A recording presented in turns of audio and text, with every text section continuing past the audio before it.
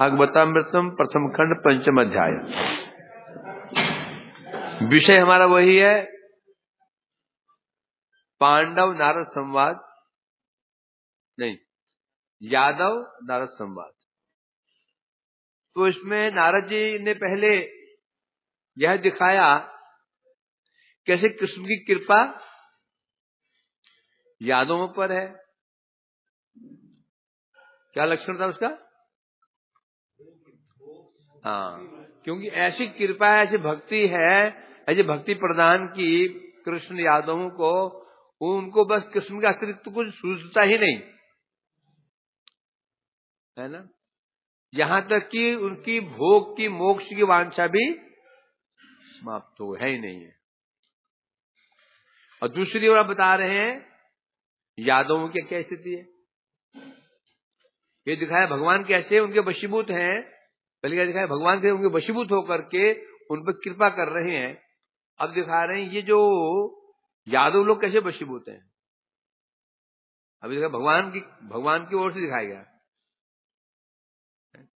सय्यासन अटनालाप कीर्णा स्नान स्नादिषु वर्तमानापि स्वान्ये कृष्ण प्रेमणा स्मरन्ति न। क्या बता रहे हैं, यादव लोग हैं कैसे हैं। यादव जो लोग हैं क्या बता रहे हैं, नाजी कह रहे हैं आप लोग शयन विशयन भोजन उपवेशन भ्रमण जितना व्यवहारिक कार्य करते हैं, व्यवहारिक कार्य करने पर भी है, क्या बता रहे हैं, इस कृष्ण प्रेम में ऐसे बंधे हुए हैं होने पर भी क्या बता रहे हैं, आप लोगों को अपने पत्नी पुत्र संसार का ध्यान ही नहीं रहता, स्मरण ही नहीं होता। क्यों? कृष्ण के साथ शयन भोजन इत्यादि करने में दो अर्थ इसके। एक तो कृष्ण के साथ शयन करने भोजन करने में भ्रमण करने के कारण तो उनको अब परिवार की याद ही नहीं आती। अभी सबको तो हुआ नहीं है, सब थोड़ी याद हो लोग उनके साथ सो जाएंगे कृष्ण के साथ में, सब थोड़ी उनके भोजन करने बैठ करके। द्वारकाधीश है, राजा है वो। सेकंड अर्थ क्या है, आप शयन करते समय भोजन करते समय उपवेशन करते समय भ्रमण करते समय विहार स्नान आदि व्यवहार कार्य करने पर भी आपको पत्नी पुत्र की स्मृति नहीं रहती। तो करते क्यों है फिर? है ना, अभ्यास करीब देह यात्रा करी क्या हो, कहा क्या गए, ये मैं जो देह यात्रा कर रहा हूं, खाना पीना सोना कर रहा हूं, ये मेरे क्या अभ्यास शरीर है। जैसे भगवान के भक्त होते हैं, गोस्वामी लोग होते हैं, बड़े भक्त लोग होते हैं, वो जो भोजन शयन भी करते हैं वो भोजन शयन नहीं कहलाया जाएगा। क्यों नहीं कहलाया जाएगा? वो शरीर की आवश्यकता है। भोग किसे कहते हैं? जब हमारी आवश्यकताओं को हम अतिरिक्त कर लेते हैं, आवश्यकता से जब अतिरिक्त हो जाता है उसे भोग कहते हैं। खाना भोग नहीं है, परंतु जीवन धारण तक खाना भोजन नहीं है, भोग नहीं है। जैसे हम उसको अतिक्रम कर जाते हैं, आस्वादन के लिए खाना शुरू कर देते हैं, वो यह भोग बन जाता है। जीवन धारण करने के लिए ब्राह्मण को भी एक शूद्र के घर में खा लेना चाहिए, कोई आपत्ति नहीं, कोई दोष नहीं होता। परंतु जीवन धारण करने के लिए अब वो शूद्र ने चकाचक बना के दिया दम आलू और पूड़ियां, सोचा नहीं हम तो भूखे हैं, तो परंतु यदि एक पूड़ी से आपके एक पूड़ी खा करके आप अपने घर तक पहुंच सकते हैं ठीक ठाक, उतने खाना पड़ेगा। यदि एक ग्रास ज्यादा बढ़िया बना कर खा लिया एक भी,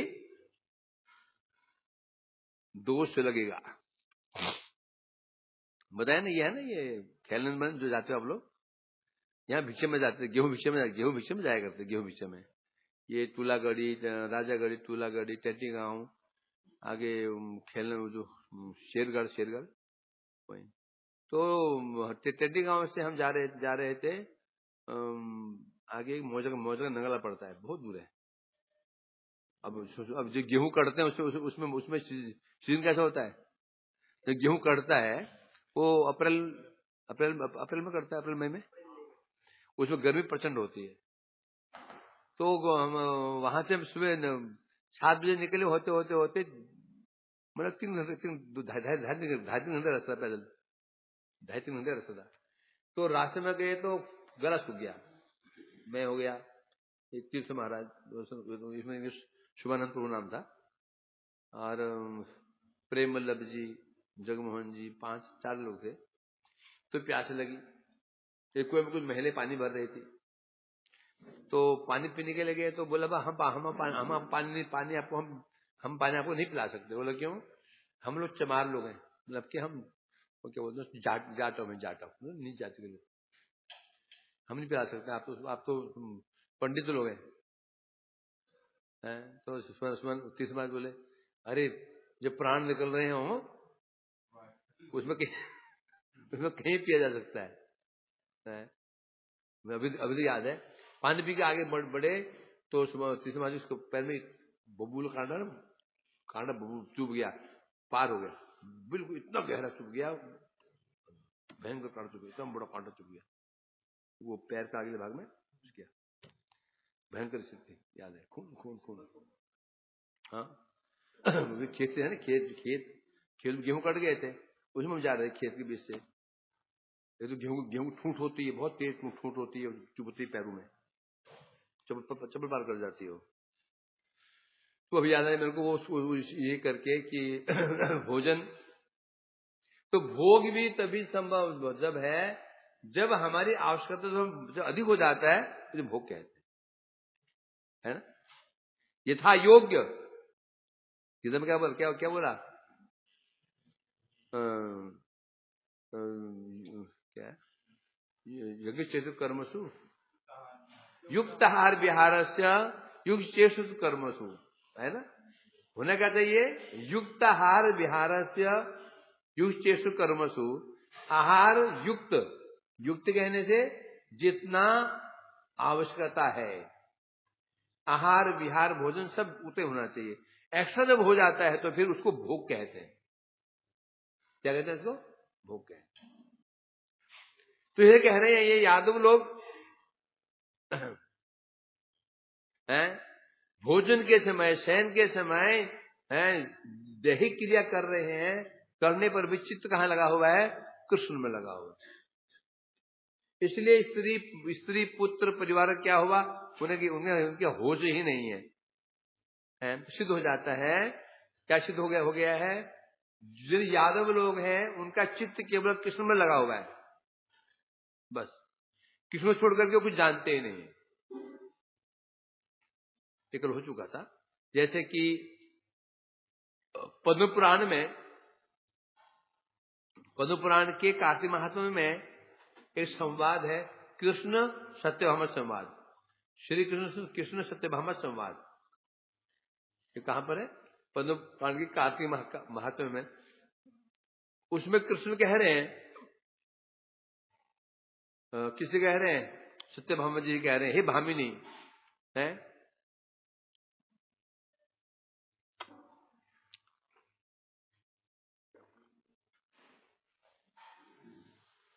उसमें कहा जा रहा है, हे भामिनी, मैं ब्रह्मा आदि देवताओं की प्रार्थना से, मैं ब्रह्मा आज देवता लोगों ने मैं प्रार्थना की थी, उनकी प्रार्थना से मैं जगत में आविर्भूत अवतीर्ण हुआ हूं।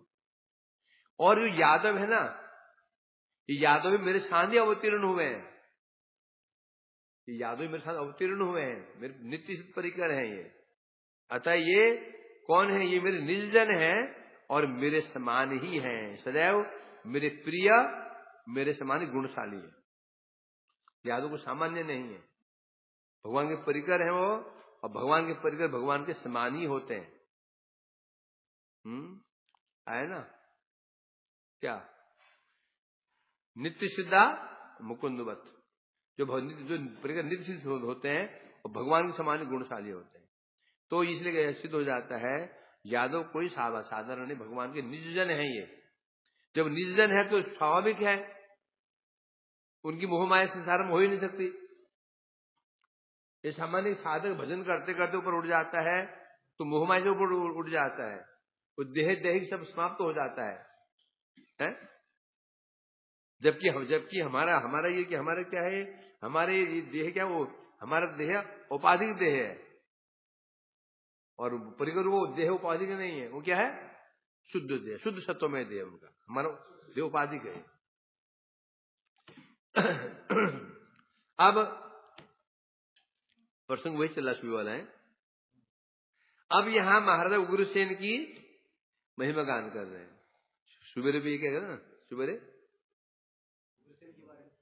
बात चल रही थी, अभी वो चल रहा है। महाराजाधिराजाय उग्रसेन महाद्भुता, महासौभाग्य महिमा भवत केन वर्णता। ये मैं आसन में कब से देख रहा हूं, ये दोनों ग्रंथ मिल जाते हैं। पहले हम सुबह क्या बात करते हैं, भागवत, सुबह शाम को चैत्र मिल जाता था वो, है ना। ये भी समान चल रहा है, वही चीज है, वही चीज वहां प्रसंग वही चल रहा है। पात्र बदल गए, यहाँ पर वहां पर पूछ रहे हैं वो विदुर जी, यहाँ वर्णन कर रहे हैं नारद जी। अब कह रहे हैं महाराजा धीराज उग्रसेन महाद्भुत, बता रहे हैं हे महाराज धीराज उग्रसेन जी। उग्रसेन को कह रहे हैं महाअद्भुतम सौभाग्य भवता, इस संसार में है आपका भाग्य अद्भुत है। क्या भाग्य है?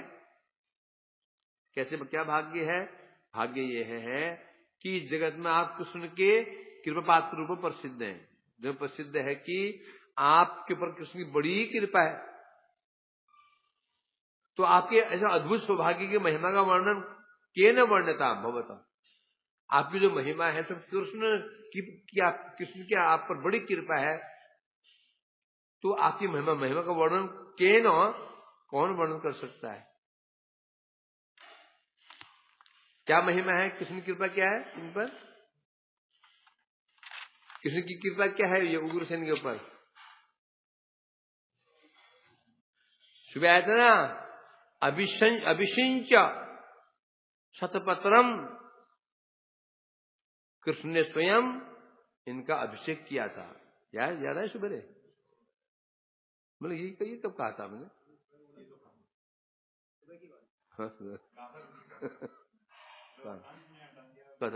कहा था। अब पूरी बताओ, पूरे स्टेटमेंट क्या था?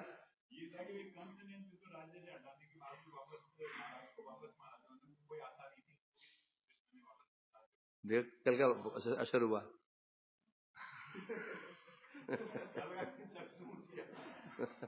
अब असर होगा वो ना। लातों के भूत नहीं मानते, उनको दो लात माननी पड़ती है, याद रहता उनको। तो यहां के इस प्रकार से बता रहे हैं, अभी तक नारद जी जो सामान्य साधारण यादव थे उनकी महिमा गान कर रहे थे, साधारण यादव सामान्य रूप से। अब यादवों के जो अधिपति हैं राजा उग्रसेन, अब उन पर कैसी किसी की विशेष कृपा है इसका वर्णन कर रहे हैं। अब यहां पर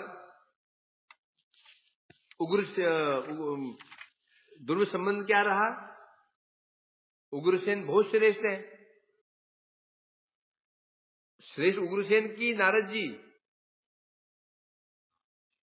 कौन श्रेष्ठ है? श्रेष्ठ है। तो भी यहां कैसे बता रहे हैं, यहां पर भवतः अर्थात गौरव पूर्वक सम्मान से उनका नाम उच्चारण कर रहे हैं, उनकी महिमा गान कर रहे हैं। कह रहे हे महाराज धीराज उग्रसेन, हे ये शब्द का उपयोग हुआ, संबोधन कर रहे हैं, महाराज धीराज बोल रहे हैं। यहां तक कि आप महाराजा अधिराज, महाराजाओं के भी महाराजा हैं। इसके अनुसार जो महाराज युधिष्ठिर हैं आप उनके भी अधिराज हैं। जो युधिष्ठिर जो महाराज हैं बने हुए हैं उनके भी अधिराज कौन है? पर आप उग्रसेन है। इन बड़ी बात कैसे बोलते उन्होंने? युधिष्ठिर क्या इनके अंडर में है? अवश्य है। क्योंकि उनको राजा बनाया किसने? उग्रसेन जी को कृष्ण बनाया। तो वास्तव में राजा कौन हुआ? कृष्ण तो हुए। और जब कृष्ण राजा हो गए तो युधिष्ठिर का क्या हो गए? युधिष्ठिर क्या हो गए? कृष्ण के अंडर में हो गए नहीं हुए? युधिष्ठिर को जो राजा बनाया किसने बनाया? कृष्ण ने बनाया। तो इसलिए कह रहे हैं, हे उग्रसेन महाराज, आप राजा अधिराज हैं, यहां तक कि युधिष्ठिर महाराज की आप उनके भी अधिराज हैं। और विशेष रूप में बता रहे हैं यहां पर, अतएव इस जगत में आप सुप्रसिद्ध हैं। अब कौन नहीं जानता? आप उग्रसेन हैं, कृष्ण की आप पर कृपा है, उसे कौन नहीं जानता? व्यक्ति की पहचान व्यक्ति से नहीं होती है। एक व्यक्ति की पहचान नहीं होती है, समझेंगे नहीं? उसका संबंध किससे है? एक सामान्य व्यक्ति कौन जानता है? जब उसका पुत्र, सामान्य व्यक्ति रिक्शे वाला, कोई जानता है उसको?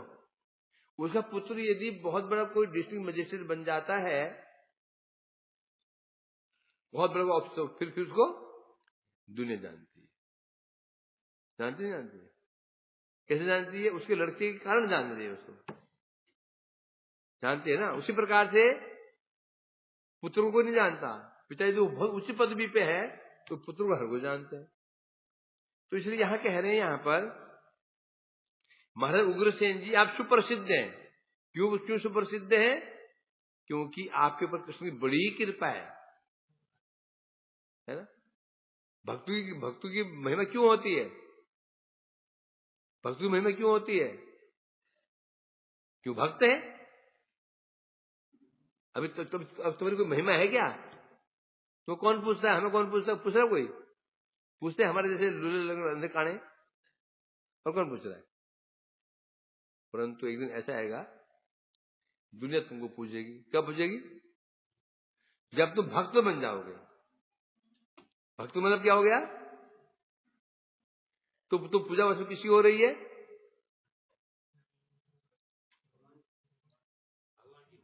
तो तुम्हारी पूजा हो रही है, अभी तो पूजा नहीं होती है। जब भक्त बन जाओगे फिर तुम बोलो पूजा कर रहे हैं। पूजा वास्तव किसकी हुई हो? भगवान की हुई। भाई तुम भगवान के भक्त हो तो पूजा उनकी हो रही है। इसलिए कह रहे हैं यहां पर कि आप सुप्रसिद्ध हैं। क्यों सुप्रसिद्ध हैं? क्योंकि जगत में सभी लोग जानते हैं आपकी महिमा। क्या महिमा है? स्वयं कृष्ण की आप पर बड़ी कृपा है। कृष्ण ने स्वयं कंस का वध करके वो राज्य आपको सौंप दिया, जिसमें अधिकार किसका था? अधिकार तो कृष्ण, उसमें अधिकार तो कृष्ण का अधिकार था। कंस का वध तो कृष्ण ने किया ना। अपना अधिकार होते हुए भी उन्होंने आपको सौंप दिया। आगे बताएंगे क्या महिमा है आपकी। और तो इसलिए कह रहे हैं आपकी महिमा केन वर्ण्यताम, कौन है जो आपकी महिमा का वर्णन कर सकता है? अब यहां से 3-4 श्लोक बता रहे हैं। अहो महाश्चर्यतरम चमत्कारा भराकरम पश्य निर्जन प्रीति पारवश्य महाहरे। नारद जी कह रहे हैं अहो अहो अहो माने बड़ी कितने आश्चर्य की बात है। आश्चर्यतरम बड़ी आश्चर्य की बात है। क्या क्या बता रहे? प्रिय जन प्रीति पारवश्य महाहरे। महाहरि, हरि नहीं महाहरि। कृष्ण कौन है? महाहरि माने स्वयं अवतारी कृष्ण है। स्वयं अवतारी कृष्ण है, जिनके असंख्य अवतार हैं। ऐसे महास्वयं भगवान श्री कृष्ण प्रीतिजन प्रीति पारवश्यम, प्रियजनों की प्रीति के परवश हो जाते हैं। परवश माने अधीन।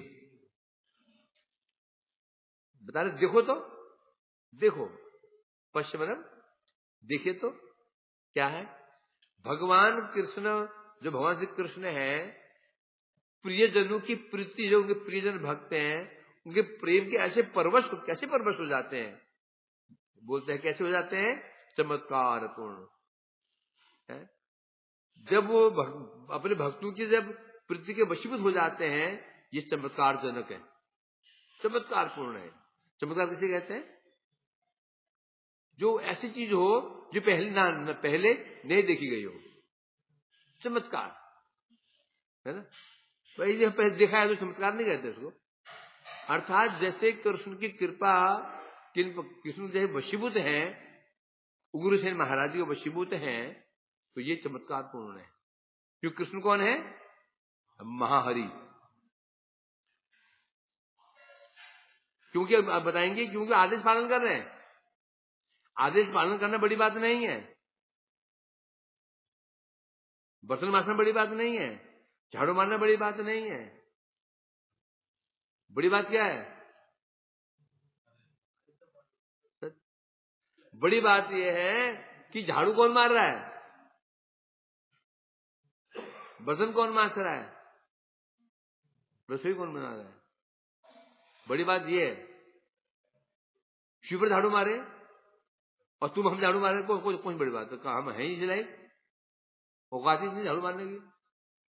झाड़ू मारे एक जगह जिसके हजारों शिष्यों, बहुत बड़े आचार्य जो हो, आचार्य महाआचार्य हो, हजारों शिष्य आगे घूम रहे हो, वो यदि झाड़ू लगाए मंदिर में, है क्या है? महाप्रभु के अधीन क्यों हुए थे? क्या राजा अधिराज होते हुए भी, राजा प्रतापरुद्र राजा एक महाराजा होते हुए भी एक धोती पहन करके सरल वेश में, वैष्णव सामान्य वेश में, झाड़ू हाथ में लेकर के जगह जगह रोड में झाड़ू लगा रहे हैं। तो झाड़ू लगाना कोई बड़ी बात है? ये बात झाड़ू की नहीं आ रही है, झाड़ू कौन लगा रहा है? अब यहां वसुदेव जी को आगे कृष्ण प्रणाम भी करेंगे, आदेश आगे मांगे, आप हम आदेश दीजिए। तो आदेश मांगना कौन सी बड़ी बात है? ये तो कोई तो आदेश मांग रहा है, आदेश दीजिए, ये तो बिल्कुल निकृष्ट बात है। तो मांगने वाले क्या होता है? छोटा होता है। जो आदेश को मांगता है छोटा है। तो क्या महिमा हो गई? आदेश कौन मांग रहा है? जिसके आदेश से माया पर जगत को चला रही है। समझे क्या नहीं? जिनके आज्ञा अनुसार माया पूरे जगत का सृजन भी कर रही है, पालन भी कर रही है, सृष्टि भी कर रही है, सब नाच रहे हैं तो माया के अंगुलियों पे, और वो भगवान कह रहे हैं आप मुझे आदेश दीजिए। महत्व इस चीज का है। महत्व किस चीज का है? कौन कर रहा है कार्य? कौन कर रहा है कार्य? छोटा बड़ा नहीं होता है, कौन कर रहा है तो सिद्ध हो जाता है। इसलिए कह रहे हैं यहां पर, देखिए तो कितना आश्चर्य की बात है। कृष्ण अपने प्रियजनों के प्रति के ऐसे परवश, ऐसे वशीभूत हो जाते हैं, तो उससे क्या कुछ नहीं कर सकते भगवान। अनेक एग्जाम्पल है, भगवान भक्तों के लिए क्या कुछ नहीं करते, उनके सेवक बन जाते हैं।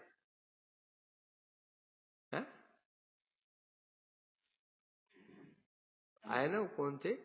त्रिलोचन दास जी, त्रिलोचन दास नामदेव और ज्ञानदेव के गुरु थे त्रिलोचन दास। उनके नौकर बन गए थे। त्रिलोचन दास बड़े ही वैष्णव सेवक थे, वैष्णव की सेवा करते थे, भोजन कराते थे, बहुत भोजन का जो वैष्णव मिल जाते बुला के ले आते, भोजन कराते। अब पत्नी भी दुखी कितना बनाएगी बेचारी। सोचते थे कोई ऐसा कोई नौकर मिल जाता जो बहुत सेवा करने वाला होता और रसोई बनाने में निपुण भी होता, तो खूब वैष्णव सेवा करता। पैसे का अभाव था नहीं, धन का अभाव नहीं था। अब मैं ये कमाने धमाने चला जाता हूँ, घर में कौन बनाए? प्रातः काल का समय था, एक दिन द्वार पर किसी ने द्वार खटखटाया।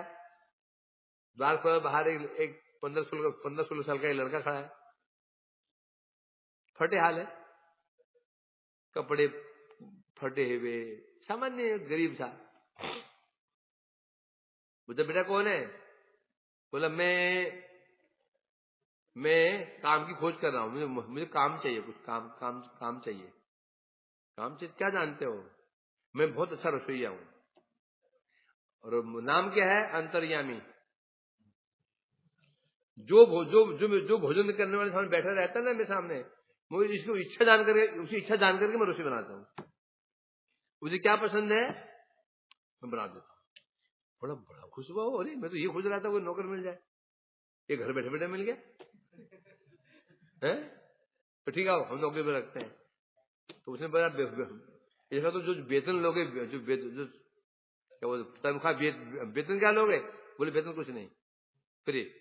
बस ये है मैं खाऊंगा, और जो जो जो रोटियां खाऊंगा, वो जो आटा जो चक्की पीसेगी गेहूं, बाजार का नहीं, मेरी पत्नी आटा गेहूं पीसेगी, जो आटा होगा उसकी रोटी खाऊंगा बस। और मैं कितना खाऊंगा तुमको पूछोगे नहीं, और कोई बाहर वाला तुम बाहर बताओगे नहीं किसी को कि मैं कितना खाता हूं। उसने कहा ये मरा मरा सा दूल्हा पतला सा है, कितना खाएगा? 2 रोटी, 4 रोटी, 6 रोटी, बताओ। बैठे बैठे नौकर मिल गया, आज नौकरी में लग गया। अब वो सेठ जी जो त्रिलोचन दास जी ने, कभी 20 साधु, कभी 30 साधु, कभी 50 साधु आए जा रहे हैं, और वो भी ऐसे रसोई बनाता था, वो साधु आश्चर्य पड़ जाते थे कि ये जो हमें पसंद वही बना रहे। जो हलवा तो हलवा पसंद, हलवा बना रहा है, किसी को खीर पसंद बना खीर बना रहा है, दम आलू तो दम आलू बना रहा है। ये बराबर है, सब ठीक चल रहा था। समस्या थी पत्नी के साथ में, और पत्नी गेहूं बेचती थी, और एक बार में वो 3-4 किलो आटे की रोटी खा जाता था। एक रोटी खा 3-4 किलो आटा, गेहूं की रोटी, आटे की रोटी खाता था वो, देह पतला था। अब पत्नी बेचारी गेहूं पीसते दुबले होती चली जा रही, सूख गए बेचारी, इतना पीसी जा रही। तो अब वो एक दिन पड़ोस में गई, तो पड़ोसी ने पूछ लिया, बहन क्या बात, तो बहुत दुबली पतली हो रही है, कि बीमारी है? और औरतें होती हैं, औरतें पेट में बात पड़ती तो है नहीं है ना। अभिशाप है किसका? युधिष्ठिर का अभिशाप है, निकले मुंह से।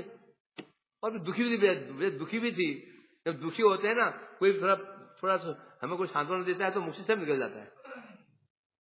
अरे क्या बताऊं बहन, एक घर में नौकर आया है, कुछ शर्त यही है, बिजार पैसा तो हम पैसा तो को लेता नहीं है, तनख्वाह तो लेता नहीं है, फ्री में काम करता है, और बहुत अच्छी रसोई बनाता है, परंतु समस्या उसकी यही है ना, वो बाजार का आटा नहीं खाता रोटी, वो मुझे पीसना पड़ता गेहूं, इतना खाता है वो, एक बार में 3-4 किलो खा जाता है। घर में आ गए, घर में आए तो साधु बैठे, कोई घर में ही नहीं है। त्रिलोचन जी आए, बोल रहे हो अंतरिया में कहाँ गए? पत्नी पूछा अंतरिया में कहाँ गए? पता नहीं कहाँ गए, दोपहर से दिखाई नहीं पड़ रहा है। वो संशय वही उसने पूछा, और अपनी पत्नी पूछा, तो तुमने किसी कहा तो नहीं कि वो इतनी रोटी खाता है? बोला हाँ, थोड़ा मेरे मुख से निकल गया, तो गया वो, चला गया। और लगे रोने श्री पीट करके, हाय अंतरिया में। तो भगवान प्रकट हुए, तो देखा भगवान सामने आ गए, तो उसे पूछा क्या हुआ, तुम इन्हें विराट क्यों कर रहे हो? मेरे सेवक था अंतर्यामी चला गया, साधु सेवा कैसे? तो उन्होंने कहा मैं ही अंतर्यामी में ही था अंतर्यामी में ही था, तुम्हारा सेवक बन के आया था। आप तुम क्या चाहते तो घर में क्या मैं यहाँ रसोई बनाऊं? मतलब पूर्व हम ऐसे क्यों चाहेंगे? मैं तो बहुत संतुष्ट हूँ, तुम्हारी सेवा बहुत संतुष्ट हूँ मैं, इसलिए मैं तुम्हारा वशीभूत हो गया। ऐसे कई किस्से हैं जो भगवान भक्तों की सेवा करते हैं, बस उनके भक्ति वशो पुरुष। इसलिए कह रहे यहाँ पर देखो कितने आश्चर्य, नारद जी कह रहे कितने आश्चर्य की बात है। अब सब ये हरि नहीं है, महाहरि है। महाहरि कहने से जिनके असंख्य अवतार जिन प्रकाशित होते हैं, उसमें अवतारी भगवान भी अपने भक्तों के ऐसे प्रीति के परवश हो जाते हैं कि चमत्कार पूर्ण, देखते ही चमत्कार लगता है। ये कैसे हो सकता है? कैसे? यदुराज भवंतम सनिशर्णम परमासने अग्रे सेवक तिष्ठन् संबोधयति सादरम। है नारद जी कह रहे हैं, हे यदुराज, यादव की राजा है, हे यदुराज। क्या बता रहे हैं? निशर्णम परमासने अग्रे, जब आप राज सिंहासन पे बैठे रहते हैं, एक महाराज जी की भांति बैठे रहते हैं, उस समय आपके समक्ष मैंने वो कृष्ण आपके सामने सेवकवत, सेवक के भांति हाथ जोड़ करके जब आप राज सिंहासन में बैठे रहते हैं, उसमें कृष्ण सेवक की भांति आपके सामने खड़े होकर के आदर पूर्वक संबोधयति, आपको संबोधन करते हैं। क्या संबोधन करते हैं? भो निधार्य देवेति भृत्य मामादिशेति च तद्भवद्भो नमो अभिक्षणम भवत संबंधिने नमः। नारद जी कह रहे हैं आपके सामने कृष्ण खड़े रहते हैं, आप बैठे हो ऊपर सिंहासन पे, नीचे खड़े हुए और हाथ जोड़ रखे हैं। वो क्या बोलते हैं? हे देव। राजो क्या बोलते हैं? देव। हे महाराज, हे देव। निधारय, आप मेरी बात आप श्रवण करें। क्या श्रवण करें? भृत्यंग माम, मैं आपका सेवक हूं। अतः आदिशेति च, मुझे अपना सेवक मान करके मुझे आदेश दिया, मुझे आदेश प्रदान करें। कैसे, क्या करें? मैं आपका सेवक हूं, अतः मुझे यथायोग्य मुझे आदेश प्रदान करें। अतः तद भवद्भ्यो, इसलिए, किसलिए? आपसे आदेश प्राप्त करने के लिए मैं भवद्भ्यो नमो अभिक्षणम, आपका आदेश पालन प्राप्त करने के लिए मैं अभिक्षण अर्थ होता है, मैं बार बार आपको प्रणाम करता हूं, मुझे आदेश दीजिए, मैं क्या करूं? अथवा अब यहां पर बता रहे हैं भवत जो भवत शब्द है ना, ये बहुवचन में आता है। भवती भवता भवन द्विवचन में। तो यहां भवत शब्द क्यों बता रहे हैं? भवत में ना, अर्थात भवत संबंधी न, आपको तो प्रणाम कर रहा हूं मैं, भगवत संबंधी आपके जो संबंधी लोग हैं, जो ऊपर बैठे हुए हैं, आपके संबंधी जितने संबंधी लोग हैं उनको भी मैं प्रणाम करता हूं। और कहा ना, क्या कहा था? दुर्वासा को कहा था भगवान ने, भक्तेर भक्त जन प्रिय, हम भक्त प्राधीनो, भक्ते भक्त जन प्रिय। हे दुर्वासा जी, मैं भक्तों का तो प्रिय ही हूं, भक्तों का भक्त भी मेरे प्रिय है। तो ये भगवान ये कह रहे हैं, उग्र से महाराज उग्रसेन जी, आपको तो प्रणाम करता ही करता हूं, जो आपके संबंधी लोग हैं ना उनको भी प्रणाम कर रहा हूं मैं। तो यहां पर बता रहे हैं, टीका में कह रहे हैं, अब नारद जी महाराज उग्रसेन की सौभाग्य की महिमा बता रहे हैं, वो सौभाग्य कैसा है। 2 श्लोकों में, 1 श्लोक में बता रहे हैं इसको। कृष्ण कहते हैं, हे देव, हे महाराज उग्रसेन जी, कृपा कीजिए, मैं आपका सेवक हूं, और ऐसे जान करके आप मुझे आदेश प्रदान करें। कौन कह रहा है ये? स्वयं कृष्ण कह रहे हैं। स्वयं कृष्ण, जिनका आदेश मद भयाद वातोयम सूर्य तपति मद भयाद बरसती इंद्रो दहती अग्नि चमद भयाद मृत्यु मद भयाद। कृष्ण क्या उद्धव से कह रहे हैं, मद भयाद वातोयम, ये जो हवा चल रही ना मेरे भय से, सूर्य तपति मद भयाद, सूर्य तप रहे हैं मेरे भय से, मृत्यु चलती मृत्यु भ्रमण गए मेरे भय से, वर्षती इंद्र वर्षा कर रहे मेरे भय से, दहती अग्नि दहक रही मेरे भय से। तो वो कृष्ण कह रहे हैं यहां पर, क्या? मुझे आदेश प्रदान कीजिए, मैं क्या करूं? इसे कह रहे हैं यहां पर, अर्थात मैं आपका भृत्य हूं, अर्थात आदेश मांग रहे हैं, जिनका आदेश ब्रह्मा शिव नारद आदि, ब्रह्मा शिव जिनका आदेश पालन करने में व्यस्त रहते हैं। और कैसे पालन करते हैं? सावधानी पूर्वक, कहीं त्रुटि हो गई तो अपराध हो जाएगा। और वो कृष्ण यहां पर आदेश मांग रहे किससे? उग्रसेन जी। ये महिमा है उग्रसेन जी की, है? और भागवत में कहा, भागवत में कृष्ण स्वयं कहा था 33 स्कंद में, तत्तस्य कैंकर्यमलम वृत्तानो विगलाप्यतंग यदुग्रसेनम तिष्ठन् निषण्णं परमेश्वर दिशनो न बोधयद्देव निधारेति। कृष्ण ने कहा था 33 स्कंद में, आगे हम कहेंगे, चला गया कि तीसरे स्कंद भागवत शुरू हो रहा है। हाँ, अब कहेंगे, अब कहने वाले कह रहे, हे देव, हे महाराज उग्रसेन जी, क्योंकि मैं आपके समीप हूं। क्या बता रहे? मई भृत्य उपासीने भवतो, मैं आपका सेवक हूं, आपके साथ में आपके सामने विराजमान हूं, इसलिए विबुदादय, विबुद मतलब देवता लोग भी आपको उपहार देने, बलिम हरंत्य अमनतः, मैं आपका सेवक हूं ना, पास में खड़ा हूं, इसलिए देवता लोग भी आपको प्रणाम करेंगे, आपको बलि देंगे। तो बलि देंगे, तो बलिम हरंत्य अमनतः किमुता अन्य नराधिपा,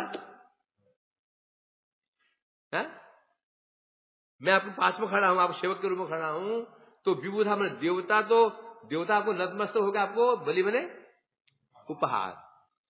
कहीं भी किसी भी शब्दकोश में बलि का अर्थ ये किसी जानवर काटना नहीं है।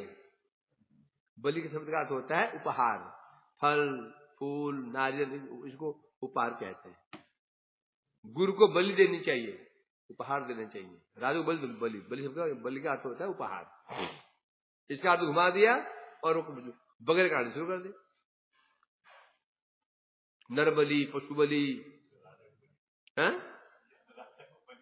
बलि शुरू कर दे।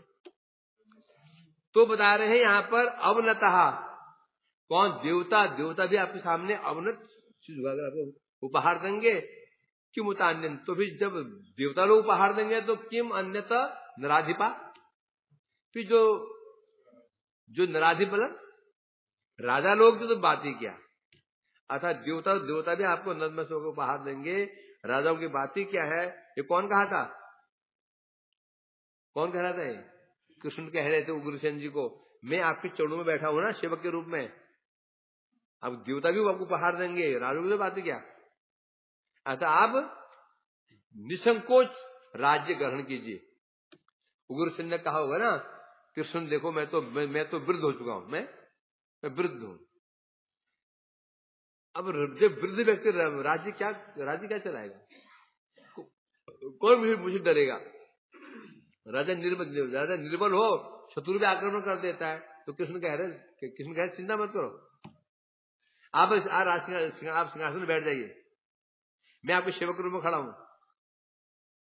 तो देवता भी आपको आगे उपहार प्रदान करेंगे सिर झुका करके। राजाओं की तो बात ही क्या है?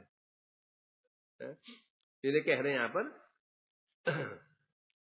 आए ना, महाभारत में ये प्रसंग आया ना, महाभारत में तो काशी राजा अपनी कन्याओं का विवाह तय किया था काशी में, अंबालिका और अंबिका।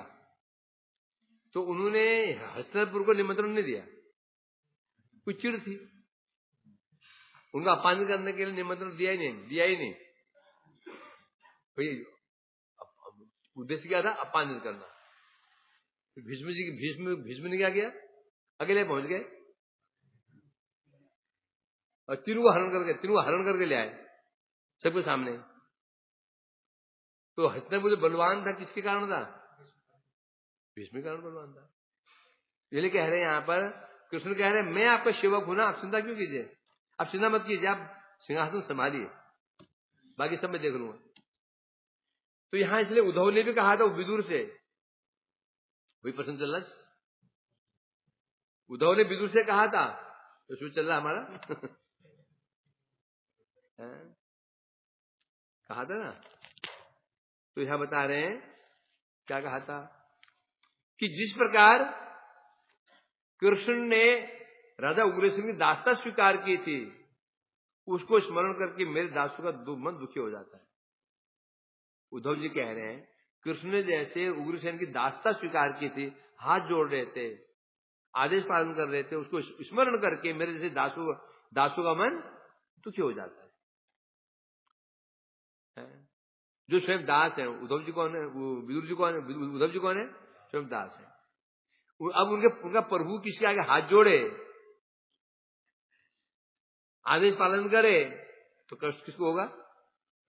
जो हमारे प्रभु ऐसे दासों की भांति खड़े रहते हैं उग्रसेन महाराज के आगे, तो हमारा मन बड़ा दुखी हो जाता है। हाय, अब ये जो हमारा दुख है, सामान्य दुख कैसा है? ये तो सामान्य नहीं है। हमारे प्रभु हाथ जोड़े खड़े हों किसके आगे, हमारे लिए बहुत कष्ट की बात है ये। केवल यही नहीं, महाराज कृपया ध्यान दें, कृष्ण क्या करते हैं? यहां पर संबोधन करके निवेदन करते हैं, संबोधन करके निवेदन, हे महाराज, हे महाराज आदेश प्रदान करें। संबोधन करके आदेश मांग रहे हैं। अब यहां नारद जी ने भवद्भ्यो शब्द कहा था। शब्द क्या था? भवतद भवद्भ्यो नम वीक्षणम। भवद्भ्यो जो पद है ये बहुवचन है, और उग्रसेन जी एक है। बात किससे कर रहे हैं? उग्रसेन से बात कर रहे हैं, उग्रसेन के विषय में कह रहे हैं। नारद जी उग्रसेन से बात कर रहे हैं, उग्रसेन जी से। फिर भव शब्द का उपयोग क्यों किया उन्होंने? एक व्यक्ति खड़ा है, तू, तुम, आप। तू एक वचन, तुम दो वचन, आप बहुवचन, है ना? अब कभी कभी एक व्यक्ति को हम आप कहते हैं, आप माने बहुत सारे, है ना? एक व्यक्ति को आप क्यों बोलते हैं? आप, अर्थात जो आप शब्द बहुवचन में लगता है। ये कोई व्यक्ति बहुत सम्मानीय व्यक्ति होता है, उसके लिए भी आप शब्द का उपयोग होता है। आप आइए, व्यक्ति एक है परंतु आप आइए। या 10 लोग खड़े हैं तो आप आइए। 10 लोग बाहर खड़े हुए हैं, प्रसाद पाने, हम क्या बोलते हैं? आप आइए, भोजन है। अब यदि कोई बड़े महाराजा हो, अकेले बैठे हो कमरे में, तो आप आइए। तो यहां भवद्भ्यो शब्द का जो उपयोग किया है नारद जी ने, दो कारण से उपयोग किया है। एक तो उग्रसेन जी के प्रति बहुत गौरव बुद्धि है उनकी। क्या है? गौरव बुद्धि। दो कारण से। एक कारण क्या है? एक कारण क्या है?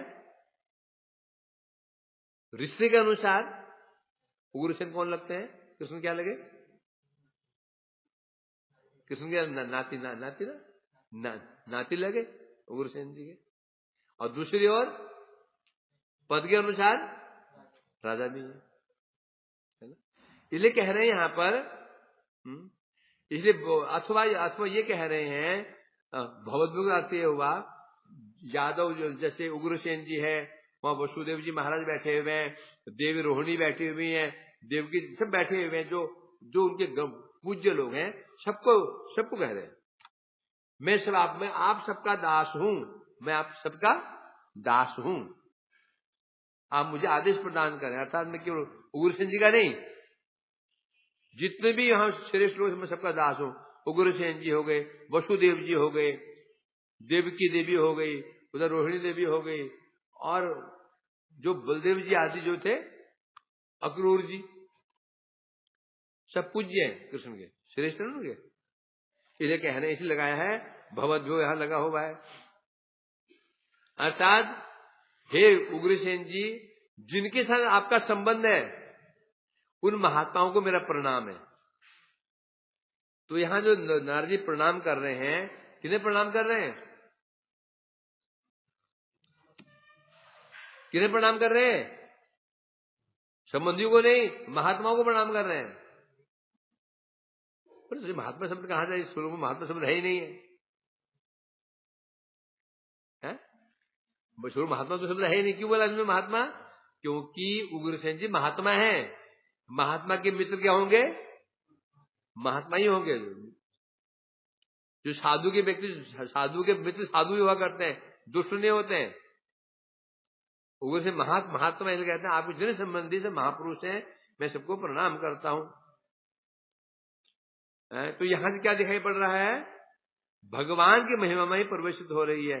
अब ये जो उक्ति ऐसा लग रहा है जैसे भगवान का तो ये बदनामी हो गई। भगवान होकर के हाथ जोड़ रहे हैं, आदेश मांग रहे हैं, तो भगवान की महिमा क्या हो गई? कम हो गई ना, ह्रास हो गया। भाई भगवान होकर के हाथ जोड़ रहे हैं, आदेश प्रदान कीजिए। उनकी महिमा कम होगी नहीं भाई? नहीं हुई, नहीं हुई, बल्कि इसके द्वारा भगवान की महिमा और बढ़ गई है। कि भगवान होकर के भी कितने दीन भगवान होकर के कितने भक्तों के आगे भगवान कैसे हाथ भी जोड़ सकते हैं, ये महिमा है। समझे क्या नहीं? जो बड़ा व्यक्ति है उसकी महिमा तभी है, वो छोटा ही बन सकता है। समझे? बड़ा तो बड़ा ही है, छोटा नहीं बन सकता, वो बड़ा ही नहीं फिर बड़ा हुआ है, बता ना। बड़ा हुआ तो क्या हुआ? जैसे पेड़ खजूर, पंथी को छाया नहीं, फल लागे दूर।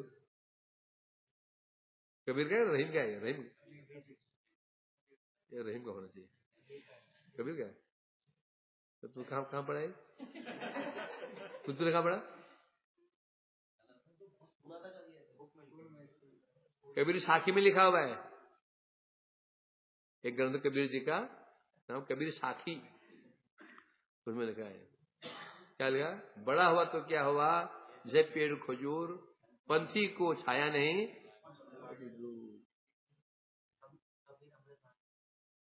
मिलेगा नहीं? जिस कबीर साखी ग्रंथ है, उसमें सब उनकी बातें लिखी हुई हैं। समझेगा नहीं? क्या? पत्थर कंकड़ चिन्ह के मस्जिद बनाए, ताचड़ मुल्ला बांग दे, अल्लाह हुआ बहिराए। पत्थर कंकड़ चीन करके मस्जिद बना ली, ऊपर चढ़ा हो मुल्ला और बांग, मुर्गी तो है ना, मुर्गी बांग देती हाँ कुकड़ को कोई बांग दे रहा, अल्लाह हो तो क्या अल्लाह बहिरा है क्या? और कबीर ने मंदिर की भी निंदा की है। क्यों? कबीर कौन है? निराकारवादी है। क्या कहा उन्होंने? पर्वत ही शालिग्राम है और वृक्ष ही तुलसी है। उनके साखी में वो चुपाई में याद नहीं आ रही है, जो पर्वत ही शालिग्राम है और तुलसी क्या? वृक्ष पेड़ का वही तुलसी, और क्या? इनको खंडन किया है। कबीर जो है, कबीर कौन थे? निराकारवादी ज्ञानी। उनके संप्रदाय को कहते हैं निरपेक्ष संप्रदाय। क्या कहते हैं? निरपेक्ष संप्रदाय या उदासीन संप्रदाय, कबीर। अब लोग समझते नहीं उसको। अब कहीं के उन्होंने कहा भक्तिवादी क्यों नहीं, राम जी की बड़ी महिमा गान कर रखी है ना, ये भी कहा उन्होंने। अब सोचते हैं भगवान बन गए, वो बोलते भक्त भी हैं। समझे क्या? गुरु नानक जी सब एक समय है नहीं, एक आया था मध्यकालीन युग, उसका नाम संत युग, सब उसी में आए हैं।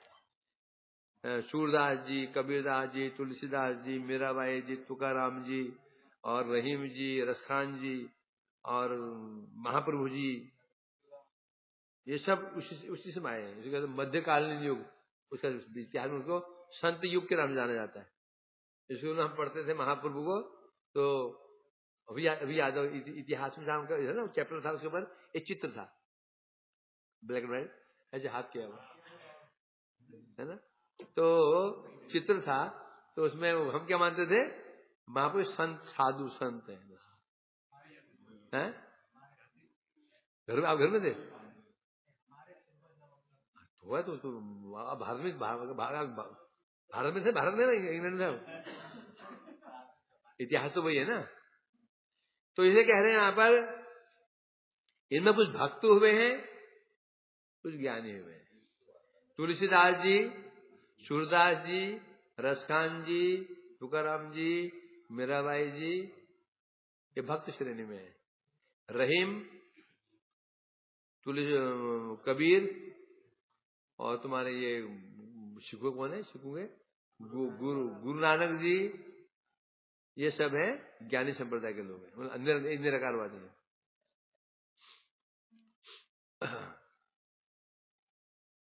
तो क्या बता दे, कहाँ पहुंचे मैं? हाँ, महात्मा। क्यों बता रहे हैं? क्योंकि बहुवचन है, हे महाराज उग्रसेन जी, मैं आपको प्रणाम करता, आपके जो संबंधी लोग हैं उन महात्माओं को भी मैं प्रणाम करता हूं, है? इस प्रकार से बता रहे हैं यहाँ पर। तो ये उक्ति भगवान ने कहा मैं आपको प्रणाम करता हूं, इस उक्ति में, इन वचनों में, इस स्टेटमेंट में भगवान की महिमा ही दिखाई पड़ रही है ना? बड़े व्यक्ति झुक जाता है, वो झुकने में उसकी महिमा है। हम उल्टा सोचते हैं। सपोज किसी की नई बच्चे ने हमारा अपमान कर दिया सबके सामने, हम सोचते हैं हमारा अपमान हो गया, है ना? और हम उसका क्या करते हैं, अपने अपमान को बचाने के लिए हम उसको थप्पड़ मार देते हैं या उसको डांट देते हैं। पर वो ये समझ नहीं पाए हैं, जो इसने मेरा अपमान किया यदि मैं सहन कर लेता हूं, मेरी महिमा ही बड़ी। यदि मैं उसका प्रतिकार कर देता हूं तो थप्पड़ जड़ दे गाल में उसके एक, तो महिमा कम हो गई। समझे नहीं? महिमा कब बढ़ती है? महिमा झुकने से बढ़ती है, सिर उठाने से नहीं। तो जो जितना झुक सकता है, महिमा उसकी उतनी बढ़ती है। पेड़ की महिमा कब बढ़ती है? जब उसकी डालियां झुक जाती हैं। और डालियां कब झुकती हैं? जब फल लगते हैं। फल नहीं होते फिर वो, जब फल लग जाते हैं फिर उसको जो हो ना, किसान रात भर पहरा देता है पेड़ों के नीचे बैठ करके, टन टन टन टन टन टन टन टन बजाता रहता है, पंछी उड़ाता है, और फल खत्म हो गया अपने घर चला जाता है। इसलिए ये ध्यान देना पड़ेगा। इसलिए झुकने में क्या महिमा कम नहीं होती, बढ़ जाती है। विशेष रूप में भक्ति मार्ग में झुकने की बात कहां पर है? ज्ञान मार्ग में झुकने को प्रश्न ही नहीं है, योग मार्ग में झुकने का प्रश्न ही नहीं है। झुकना होगा तो केवल भक्ति में। क्यों? ज्ञान मार्ग में झुकने की जरूरत क्यों नहीं है? योग मार्ग में झुकने की जरूरत क्यों नहीं है?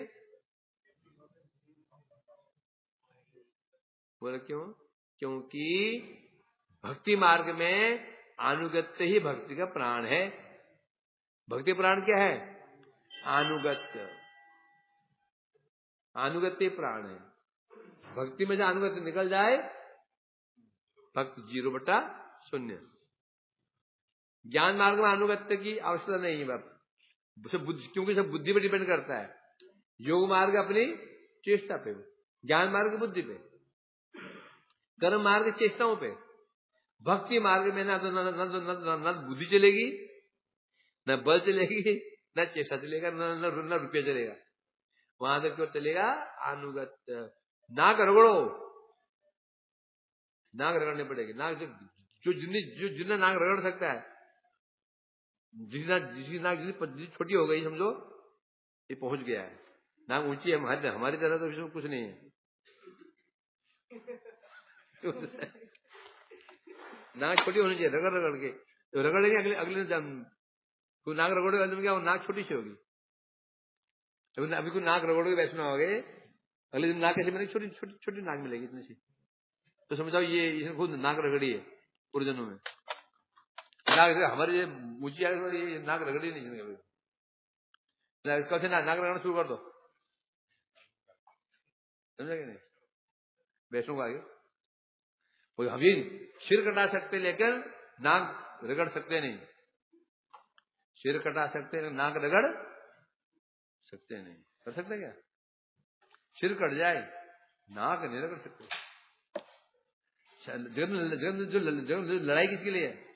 नाक के लिए तो है। जगत में लड़ाई नाक के लिए ही है। नाक